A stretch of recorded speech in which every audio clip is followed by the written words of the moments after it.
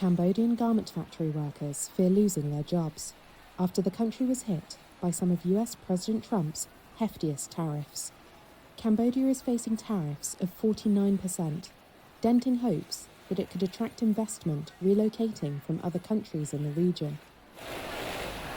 Top US brands like Nike have spent years shifting away from Chinese factories as political tensions between Washington and Beijing escalated, and have culminated this week in Trump hiking tariffs on China by an extra 34 percentage points for an aggregate tariff of 54%. Workers Reuters spoke to outside a factory in the Cambodian capital Phnom Penh were unanimous in their appeals for the US to ease the tariffs.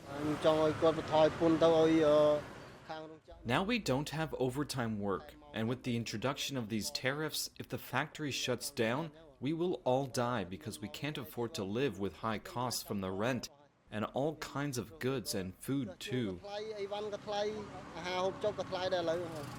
Cambodia was not the only Southeast Asian country impacted by the sweeping new tariffs. Vietnam was targeted with a 46% tariff rate, Bangladesh with 37%, and Indonesia with 32%. The result will likely be rising prices of sportswear and clothing in the United States.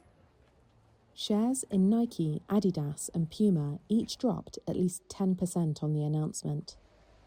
Nike produced half its footwear and roughly 30% of its apparel in Vietnam in its 2024 financial year, while Adidas relied on the Asian nation for 39% of its footwear and 18% of its apparel.